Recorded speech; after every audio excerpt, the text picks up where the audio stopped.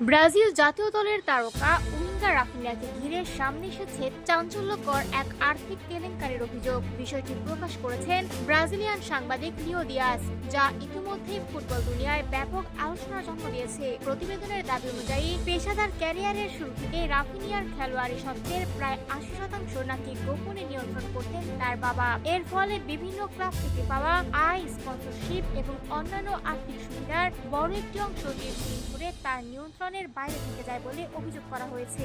ঘটনার মোড় নেয় সম্প্রতি, যখন রাফিনিয়া তার স্ত্রীকে নিয়ে একটি বিলাসবহুল বাড়ি কেনার পরিকল্পনা করেন। সেই উদ্দেশ্যে ব্যাংক হিসাব যাচাই করতে গিয়ে তিনি দেখতে পান প্রত্যাশিত পরিমাণ অর্থ সেখানে নেই। বিষয়টি নিয়ে সন্দেহ তৈরি হলে তিনি নিজের আর্থিক লেনদেনের পুরনো নথিপত্র খতিয়ে দেখেন। এরপরই নাকি সামনে আসে বছরের পর বছর ধরে চলতে থাকা এক জটিল আর্থিক অনিয়ম ও সম্ভাব্য প্রতারণার চিত্র। প্রতিবেদনে বলা হচ্ছে, নিজের উপার্জনের বড় অংশ কোথায় গেছে সে বিষয়ে রাফিনিয়া আগে কিছুই জানতেন না।